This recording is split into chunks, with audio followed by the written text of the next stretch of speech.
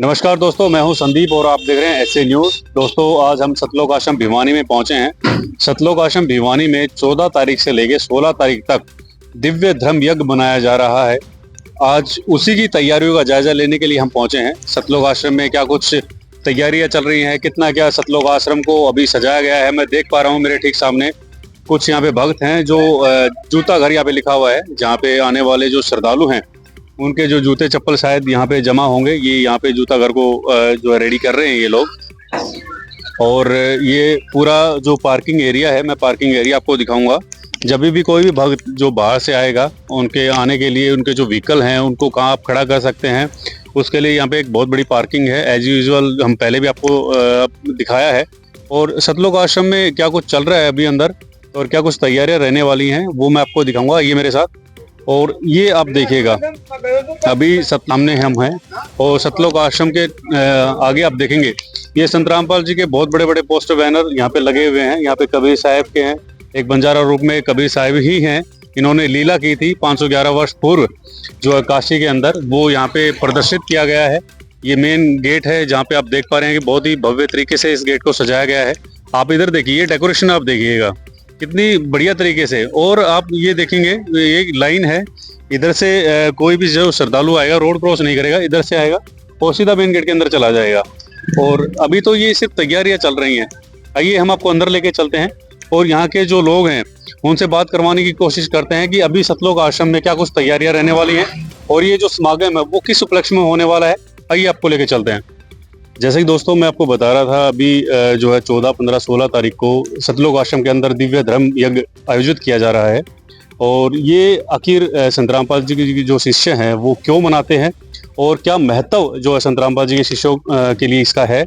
और इसी बीच में हमारे साथ जुड़ चुके हैं सतलोक आश्रम से बलवान जी हैं, ये हमारे साथ जुड़ चुके हैं। साथ ही साथ और भी संत रामपाल जी महाराज जी के जो श्रद्धालु हैं जुड़ चुके हैं। इनसे जानने की कोशिश करते हैं कि ये जो समागम है, ये जो प्रोग्राम अभी 14, 15, 16 को आयोजित होने वाला है, ये आखिर इसका महत्व क्या है जो इनके लिए। नमस्कार जी। सच साहेब। बलवान जी, जैसे कि मैं अभी बता रहा था कि भाई ये महत्व की बात कर लेते हैं। 14, 15 तारीख को जो अभी दिव्य धर्म यज्ञ आप लोग मनाने जा रहे हैं, क्या कुछ इसका महत्व है और क्यों मनाया जाता है सर, ये कुछ बताएं हमारे। सच साहेब, सभी सतलोक आश्रमों में जी ये पर्व मनाया जाता है जिसका नाम है दिव्य धर्म यज्ञ दिवस। आज से लगभग 511 वर्ष पहले जी परमात्मा कबीर जी ने बहुत बड़ा भंडारा किया था काशी जी में, जिसमें 18 लाख लोग शामिल हुए थे और उनको भंडारा करवाया था। जबकि कबीर साहब जी जिस तरीके से रह रहे थे वैसा लगता था लोगों को कि उनके पास एक टाइम के भोजन का भी जुगाड़ नहीं है। अच्छा। और कुछ उस समय के जो ब्राह्मण लोग थे या मुसलमान काजी मुल्ला जी या जो पंडिताई करने वाले ब्राह्मण, उन्होंने कबीर साहब को नीचा दिखाने के लिए झूठी चिट्ठी डाल दी थी। अच्छा जी। कि कबीर सन ऑफ नीरू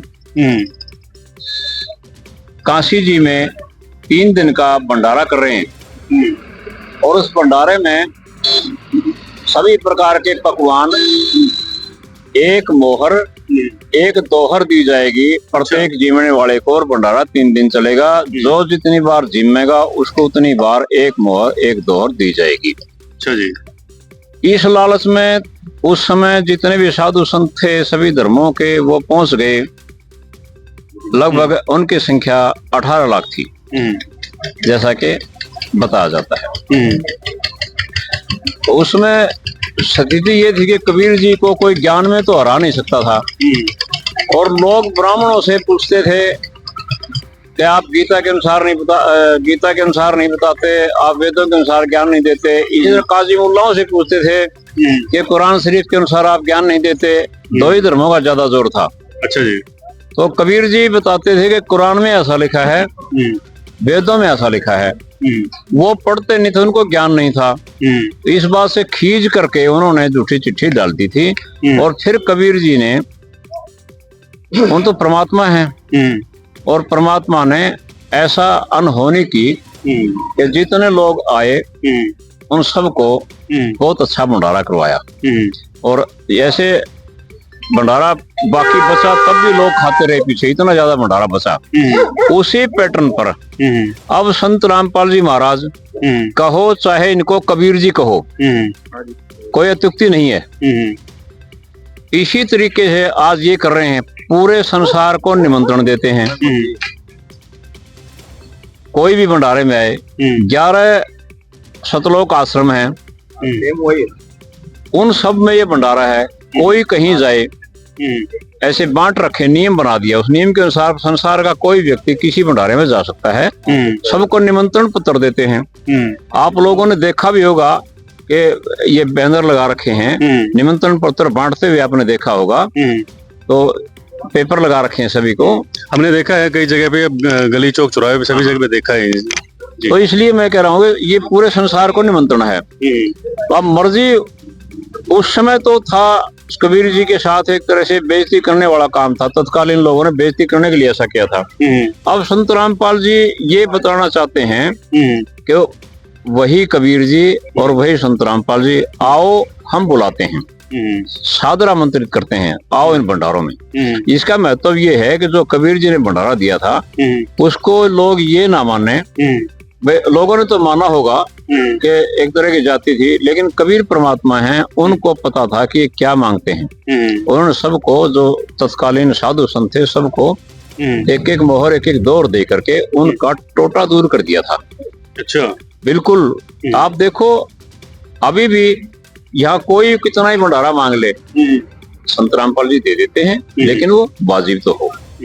अच्छा सर, जितनी आप लीलाएं बता रहे हैं, कबीर साहब की लीलाएं बता रहे हैं, अभी हम देख पा रहे हैं कि आजकल सोशल ट्रेंड भी है, कबीर साहब का नाम भी है, लेकिन उतनी जो ख्याति है, जैसे अन्य जो देवी देवताएं हैं, श्री कृष्ण जी हैं, विष्णु जी है, ब्रह्मा जी हैं, खाटू श्याम आप लगा लीजिए, इनकी जो ख्याति है कहीं ना कहीं वो कबीर साहब को दबा रही है। सर क्या कहना चाहेंगे इसके बारे में? देखो, ये तो आप कह रहे हो, कबीर साहब न कभी दबे न दबेंगे, क्योंकि परमात्मा को दबाया नहीं जा सकता, सच्चाई सामने आती है। जैसे वाणी है कि चोर चुराई तुमड़ी गाड्डे पानी में, वो गाड्डे वो ऊपर आवे तो सच्चाई छानी ना। ठीक इसी प्रकार लोग कितना ही चाहें कबीर जी को, चाहे कवि कहकर छोड़ देते हैं, ऐसा मान लेते हैं। कबीर तो एक धारणक थे, एक कवि थे, उनके इतना कहने से काम चल नहीं जाता। जो कबीर जी सुख देते हैं वो कोई और दे नहीं सकता। और ये जो आप श्याम खाटू जी ऐसा मतलब जिक्र कर रहे हो, उनको तब तक ये भी पता लोगों ने, मानने वालों को, वो हुई श्याम खाटू, ज्ञान नहीं है इनको। ये बिल्कुल सही बोला आपने। कहीं हम इंटरव्यू लेते हैं, हमने पूछा कि मान्यता क्या है, नहीं बता पाते हैं। दूसरा, कबीर साहब के बारे में जान लेते हैं। सर, कबीर साहब के बारे में अगर जानना हो किसी को, भाई ये पूर्ण परमात्मा जैसे आप बता रहे हैं, और कबीर साहब के अवतार संत रामपाल जी महाराज को आप बता रहे हैं, किस तरह से हम इसको पहचान सकते हैं? कहाँ पे क्या कुछ लिखा हुआ है इनके बारे में, कुछ बताएंगे आप? देखो, कबीर जी के बारे में परमात्मा है, ये चारों वेद प्रमाण करते हैं, गीता जी प्रमाण करती है। यदि किसी के समझ में, मतलब समझ में ना आए, वो अलग बात है। जब कबीर साहब आए हुए थे, धर्मदास जी ने उनसे पूछा था कि कबीर जी जो उनको ज्ञान बताते थे, उनके अनुसार ये पूछा उन्होंने कि क्या है गुरुदेव, क्या ये वेद कतेब झूठे हैं?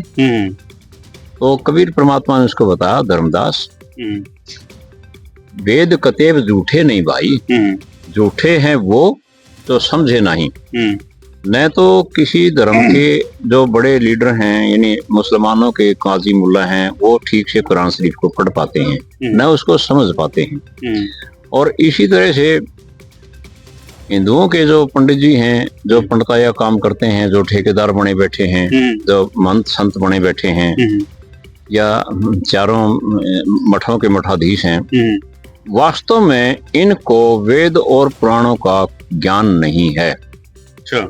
इसलिए वो बता नहीं पाते। उन वेदों में लिखा है कबीर परमात्मा है, वो यहाँ से 16 संग कोष की दूरी पर रहते हैं। उस स्थान का नाम सतलोक है, और वहां से बिजली की गति से चल कर के पृथ्वी पर आते हैं और अपनी श्रेष्ठ आत्माओं को मिलते हैं।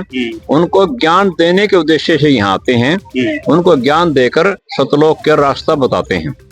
और ये लोग इस बात को जानते नहीं, इसको अज्ञान मान लेते हैं, क्योंकि जिसको ज्ञान ही नहीं है, कोई रोटी पकाना नहीं जानता, तो वो क्या करेगा, वो बांगी टेढ़ी रोटी बनाएगा, वो यदि बनानी पड़ गई तो ठीक से रोटी की शक्ल नहीं दे पाएगा। ठीक इसी प्रकार इनका काम है, ये जानते तो है नहीं, फिर ये उल्टे सीधे बोलते हैं। श्याम खाटू की आड़ ले ली, कदे हनुमान जी की आड़ ले ली। बहुत सारे हैं धर्मगुरु जो अभी काफी फेमस भी आपने देखा होगा कि बहुत ही यंग युवा है, बागेश्वर के नाम से जाना जाता है, और जितनी ख्याति उसने प्राप्त की है मेरे ख्याल से आज तक हिंदुस्तान के इतिहास में है किसी ने भी नहीं करी है। तो उसके बारे में, और जैसे अभी हम धर्म ग्रंथों को रिलेट कर लेते हैं, कबीर साहब को रिलेट करते हैं सर, उसके बारे में थोड़ा सा डिफाइन कीजिएगा। देखो, एक किसी ने कोई भजन लिखा था, उसने एक लाइन लिखी थी, मेरी याद है वो, मूर्खों का टोल सारा कागज पर विद्वान होगा। कागज में तो विद्वान दिखेंगे, लेकिन टोल मूर्खों का है। अच्छा। मूर्ख इसलिए बोलते हैं कि जो परमात्मा के बारे में नहीं जानते, अटपट मारते हैं, तो उनको क्या कहें। असली जो जानकार होगा वो परमात्मा की जानकारी रखेगा, और जो परमात्मा की जानकारी नहीं रखता, जिसने सारे ब्रह्मांड रचे, जिसने सब कुछ रच दिया। एक बात बताओ आप, ये लोग कहते तो हैं कबीर जी को, कबीर जी ने जो संसार रचा उसमें आप देखो कितने ब्रह्मांड हैं, कितने ही ग्रह उपग्रह हैं, वो आपस में कभी भिड़ते देखे आपने? नहीं। उनका नियम है कि उस नियम अनुसार वो चलते हैं। उसको यहाँ वैज्ञानिक दृष्टि से गुरुत्वाकर्षण शक्ति बोलते हैं। उसके अनुसार ये भिड़ते नहीं आपस में, अपनी कक्षा में अपने अक्ष पर ठीक से रहते हैं। ये सारे का सारा परमात्मा का नियम है। जैसे आप अब मेरे से प्रश्न पूछ रहे हो, ये भी एक नियम है जी। आप नियमानुसार पूछ रहे हो जी। यदि आप गाली गलौज करके पूछो तो कौन बोलेगा, कौन बताएगा? सही बात है, ठीक है ना। ठीक इसी प्रकार ये गलत तरीके से लोगों को ज्ञान देते हैं, ये एक तरह की गाली गलौज है, ऐसा मान लो आप जी। सर, ये तो हो गई अध्यात्म की बात, कबीर साहब की लीलाओं के बारे में आपने बताया है। अब बात कर लेते हैं ये जो समागम अभी होने जा रहा है, 14, 15, 16 तारीख को होने जा रहा है, क्या कुछ तैयारियां रहने वाली हैं आने जाने के लिए, भक्तों के लिए क्या कुछ आप अभी कर रहे हैं सर? जब क्योंकि सर्दी का भी होने वाला मौसम भी स्टार्ट हो गया है, तो क्या कुछ व्यवस्थाएं हैं सर? देखो, संत रामपाल जी महाराज की कृपा से जो भी भगत दूर दूर से आते हैं, बाई ट्रेन बाई बस, जो कोई अपना साधन लेके आता तो आएगा सीधा, उसको तो लोकेशन मिल जाते आ जाते हैं। जो इस तरह के भगत हैं या अन्य लोग हैं जिनके पास अपने साधन नहीं है, ट्रेन से या बसों में आते हैं, संत रामपाल जी महाराज ने एक व्यवस्था की हुई है कि यहाँ से गाड़ियां जाएंगी, आसर उसमें रेलवे स्टेशन पे जाएंगी या बस स्टैंड पर जाएंगी, उनको बैठा कर लाएंगी निःशुल्क, कोई किराया नहीं लगता उनका। अच्छा। यहाँ तक लेके आते हैं। और कई बार तो ऐसी स्थिति भी आती है, अन्य लोगों को यहाँ पहुँचाने के लिए भी संत रामपाल जी गांव में गाड़ियों का प्रबंध कर देते हैं। गांव जो आसपास के नियर बाई गांव हैं, और आना चाहे तो गुरु जी तो उनको भी बुला लेंगे, वो न्योता दे रहे हैं तो फिर आने का साधन भी बना देते हैं, कोई बात नहीं है, इनके लिए कोई मुश्किल नहीं है। ये तो है आने जाने का जी। अब आप देख रहे हो तैयारियां चल रही हैं, कुछ सजावट चल रही है, गुरुजियों के ऊपर जैसे स्वरूप लगे हुए हैं, ये बस इसी से पता चल रहा है कि ये क्या है, ये बिल्कुल ठीक है ना। तो बाकी रही बात खाने पीने की, भंडारा चलेगा यहाँ 3 दिन। उससे पहले जितने भी भगत आए हुए तैयारी करेंगे सारी, तो भंडारा 3 दिन चलेगा, 24 घंटे चलेगा। चाहे टाइम 8 से 5 है, बट 24 घंटे भंडारा चलता है। कोई भी व्यक्ति किसी समय आए, उसको भूख लगी है, अपने बर्तन उठाओ, लाइन में बैठ जाओ। बर्तन के देखो, और आप कहीं जाओगे ना, उनको बर्तन भी पूरे नहीं देते वो, एक टाइम भी फिक्स होता है भाई, इतने टाइम से इतने टाइम तक आपको भंडारा मिलेगा। यहाँ कोई टाइम नहीं है, यहाँ तो 24 घंटे भंडारा चलता है, और आम दिनों में भी चलता है। ये नहीं कि सिर्फ इसी समय, आम दिनों में भी कोई व्यक्ति किसी समय यहाँ आए, उसको भूख लगी है, अपने बर्तन रखे हुए हैं, चम्मच है, गिलास है, कटोरा है, थाली है, ये सारे बर्तन उठाओ, बैठ जाओ। भोजन डालने वाले की ढील नहीं है, बैठने की ढील है। तो ठीक इसी प्रकार समागम में है, आप एक बार लगिए, आइए और बैठिए, भोजन उसी समय पहुंच जाएगा आपके पास। भोजन में जैसे लड्डू, जलेबी, बर्फी, हलवे का प्रसाद, और जैसे चपाती तो है ही, ये तो मुख्य है, सब्जी, दाल, रायता, काफी हमने देखा कि सतलोक आश्रम में बहुत डिलीशियस कई तरह का सलाद देते हैं, अचार देते हैं। बिल्कुल, आप जी भर के खाइए और प्रेम से खाइए। और बार बार आपको पूछेंगे और बोलेंगे लड्डू राम जी, जलेबी राम जी, हर राम शब्द लगाएंगे हर चीज के साथ, अचार राम जी, जल राम जी, लस्सी राम जी, खाने में भी राम जी। हाँ बिल्कुल हर चीज। हलवा प्रसाद बांटा जाता है, उसका समय निश्चित है, सुबह शुरू कब करें तो वो अलग चीज है, जो तो पाठ प्रकाश के समय होता है सारा ये। इसी तरह यहाँ दूसरी बात ये रहेगी भी ये होता क्या है, गरीबदास जी महाराज हुए हैं छुड़ानी गांव में, वो भी परमात्मा का ही रूप थे। उन्होंने एक सदग्रंथ लिखा है जो कबीर सागर है, कबीर शब्दावली है, उनमें जो कमियां आ गई थी उन कमियों को पूरा करने के लिए परमात्मा ने गरीबदास जी को यहाँ भेजा, उनसे सदग्रंथ साहिब लिखवाया। 1000 पेज का है वो, उसमें अमूल्य वाणियां हैं और परमात्मा का गुणगान है। इसको 5वां वेद बोलते हैं, सूक्ष्म वेद। अच्छा, हाँ, परमात्मा का पूरा ज्ञान है उसमें। आप उसको गरीबदास जी महाराज जी ने जो ग्रंथ आप बता रहे हैं उसको, हाँ, 3 दिन तक इस सदग्रंथ साहिब का लगातार पाठ चलेगा। इसको अखंड पाठ बोलते हैं। अच्छा, अखंड पाठ और विशाल भंडारा तीनों दिन चलेगा ये। जी जी। तो उसमें उनकी वाणियों का पाठ किया जाता है। उनकी वाणियों का असर इतना है, उन वाणियों को यानी पेड़ पौधों पर भी असर पड़ता है। क्या बात है जी। जीवों पर, अन्य जैसे कुत्ते, चिड़िया आदि जो जीव हैं वो भी उस टाइम मौजूद होते हैं जहाँ वाणी चल रही है, उनके ऊपर भी इनका असर पड़ता है। बिल्कुल। और समय आने पर वो भी मानव जीवन प्राप्त कर जाते हैं। अच्छा, ऐसी वाणियां हैं जी। यहाँ जल एक कुंभ रखा जाता है जल का, साधारण नलके से भर के रखते हैं, और उसका उन वाणियों के असर से ऐसा जल हो जाता है जैसे गंगा जल खराब कभी हो सकता है, वो खराब नहीं हो सकता। ऐसा शुद्ध हो जाता है। लोग बोलते हैं क्या वाणियों से फायदा है? अरे सत्वाणियों का तो फायदा ही है कि सत्वाणी बोलोगे तो उनका असर होता है। आपको भी सत्य बोला जाए तो आपके ऊपर भी असर पड़ेगा। अन्य कोई दूसरा बोलता है, सत्वाणियों का असर होता है, उनके सामने बोलना बड़ा मुश्किल हो जाता है। ठीक इसी प्रकार इन सत्वाणियों का अन्य जीव जंतुओं पर भी असर पड़ता है, मानव पर तो पड़ता ही है। चलिए, बिल्कुल। चलिए, बहुत बहुत धन्यवाद बलवान जी। बलवान जी थे जो हमें अभी कबीर साहब की जो लीलाओं के बारे में बता रहे थे, व्यवस्थाओं के बारे में बता रहे थे।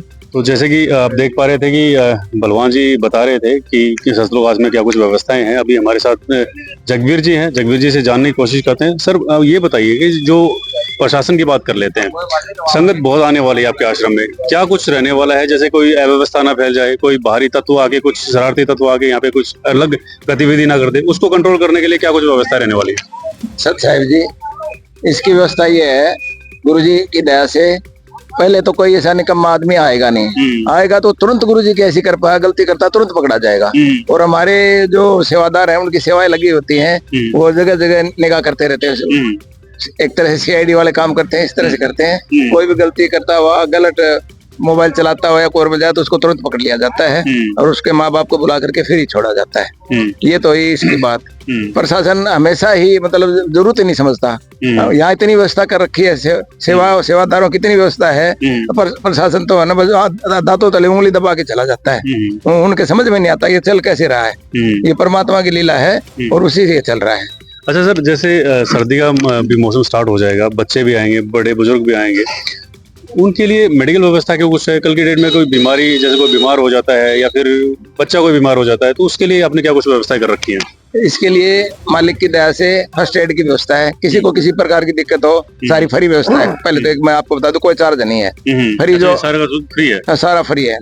जैसे भंडारा फ्री है, जैसे भंडारे में एक बात मैं और ऐड करना चाहूंगा, जाते हुए उनको है ना घर ले जाने के लिए 4 लड्डू, 4 बर्फी और 4 जलेबी का प्रसाद दिया जाता है। अच्छा, मतलब खाओ और लेके जाओ। ये गुरुजी की व्यवस्था है। और दवाई के लिए बात हो रही थी, यहाँ निःशुल्क है। फर्स्ट एड की व्यवस्था है, ज्यादा तकलीफ होती है तो गाड़ी में बैठा के तुरंत इमरजेंसी ले जाते हैं। अच्छा, वो भी फैसिलिटी है। हाँ, एम्बुलेंस की व्यवस्था कर रखी है गुरुजी की दया से। चलिए, बहुत बहुत मेहरबानी आपकी। ये संत रामपाल जी महाराज के शिष्य थे, आश्रम मैनेजमेंट के कुछ लोग थे जो हमें बता रहे थे कि सतलोक आश्रम में 14-15 तारीख से अभी क्या कुछ होने वाला है। मैं आपको अभी सतलोक आश्रम के अंदर लेके चलूंगा, दिखाने की कोशिश करूंगा कि जो प्रसाद अभी जैसी बात हो रही थी, लड्डू राम की प्रसाद, बर्फी की बात हो रही थी, वो अभी कितना क्या कुछ होने जा रहा है, वो हम आपको दिखाने की कोशिश करेंगे। तो बने रहिए आप ऐसे न्यूज के साथ। एक बार आप सतलोक आश्रम की तैयारियां देख लीजिए। ये सतलोक आश्रम की जो तैयारियां अभी चल रही है, इसकी कंप्लीट वीडियो मैं आपको कल दिखाऊंगा और जानने की कोशिश करेंगे कि भाई ये अभी कितना क्या कंप्लीट होगा। अभी तो केवल तैयारियां चल रही हैं, ये पूरा जब तैयार हो जाएगा, ये यहाँ पे पोस्टर बैनर वगैरह लग जाएंगे, तो उसका हम पूरा आपको जो है ब्यौरा हम देंगे, पूरी डिटेल हम वीडियो देंगे, वो कल आपको देंगे। बने रहिए आप हमारे साथ। हमने देखा है कि अभी यहाँ पे आप देखेंगे कि बर्फी के लिए जो मटेरियल बना के रखा गया है इन प्लेटों के अंदर, यहाँ पे इसको ठंडा होने के लिए रखा गया है। जैसा ही ठंडा हो जाएगा, बर्फी के ऐसे टुकड़े काट कर ये अंदर स्टोर है जहाँ पे रखा गया है, तो वहाँ पे ये बर्फियां रखी जा रही हैं। अब आप ये देखिएगा कि जो बर्फियों के यहाँ पे हम खड़े हैं, हमें पता लग रहा है कि इसकी जो क्वालिटी, इसकी जो स्वादिष्ट कितना होने वाला है ये प्रसाद। तो यहाँ पे आप देख पा रहे हैं कि यहाँ पे बर्फियों के लिए जो पेस्ट है वो रखा गया है। आइए आपको लेके चल रहे हैं जहाँ पे ये प्रसाद बन रहा है, ठीक है, वो हम आपको एरिया दिखाएंगे। आप यहाँ पे देखेंगे कि ये जो भगत हैं, ये बड़े बुजुर्ग भगत हैं, यहाँ पे बैठे हुए हैं। ये जो बर्फियों के लिए जो पेस्ट मैं आपको बता रहा था, ये लोग यहाँ पे ठंडा कर रहे हैं। यहाँ इस पेस्ट की बर्फियां बनेंगी, वहाँ पे जो ठंडा होने के लिए रखा गया है। आप ये भगत देखेंगे संत रामपाल जी के हैं।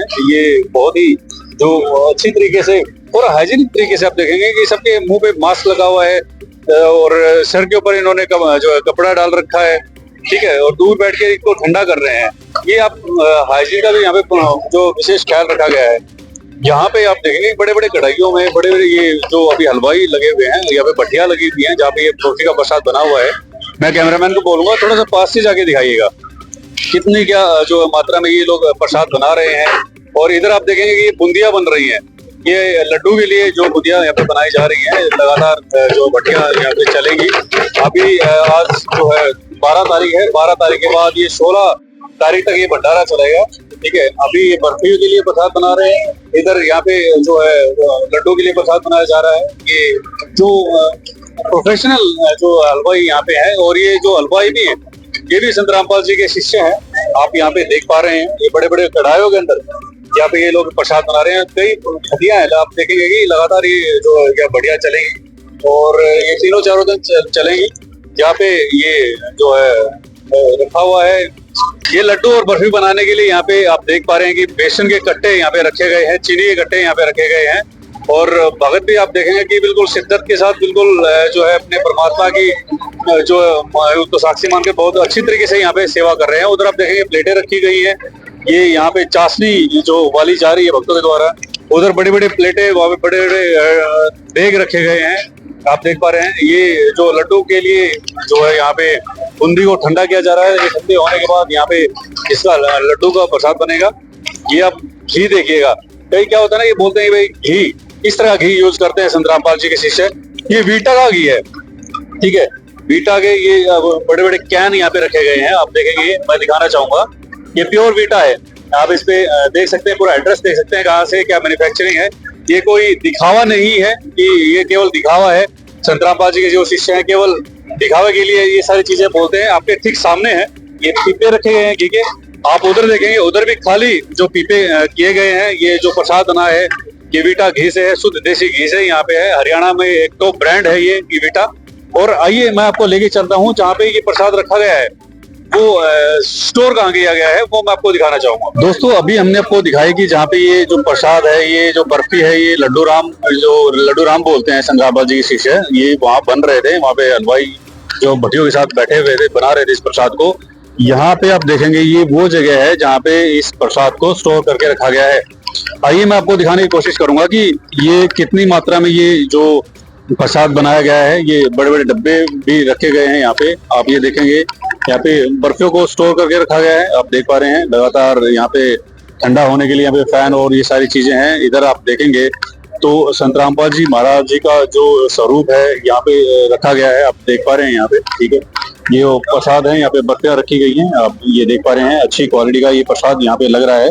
कैमरामैन को बोलूंगा थोड़ा सा आगे जाएं और दिखाएं कि कितनी मात्रा में ये सारी चीजें होने वाली हैं। उधर मैं आपको दिखाने की कोशिश करूंगा कि ये जो लड्डू राम है, अभी केवल आप देख रहे हैं कि एक लाइन कंप्लीट है, दूसरी लाइन ये बनाई जा रही है, और ये दो जो लाइन और भी हैं जो अभी खाली हैं, इनमें भी ये जो लड्डू के जो ढेर हैं यहाँ पे लगाए जाएंगे। आप देख पा रहे हैं ये संत रामपाल जी महाराज जी का जो समागम है, ये जो संत रामपाल जी महाराज के जो सानिध्य में ये जो प्रोग्राम होने वाला है 14 तारीख से लेकर 16 तारीख तक, ठीक है, उसके लिए सारी ये जो तैयारियां हो रही हैं यहाँ पे जो पूरा स्टोर कर रखा जाएगा लड्डू को, बर्फी को।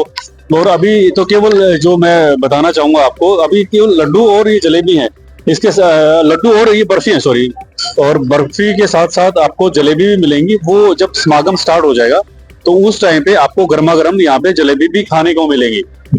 तो वो सारी चीजें भी हम आपके साथ बताएंगे कि किस क्वालिटी की वो सारी चीजें होने वाली हैं। तो आप बने रहिए हमारे साथ में, और आज के लिए इतना ही। मैं कल फिर आपके सामने हूँ और कल फिर आपको दिखाने की कोशिश करेंगे कि सतलोक आश्रम में तैयारियां किस लेवल पे पहुंची हैं। तो बने रहिए आप हमारे साथ में, और इसी तरह से आप हमें हर एक प्लेटफॉर्म पे फॉलो कर सकते हैं। Thank you so much.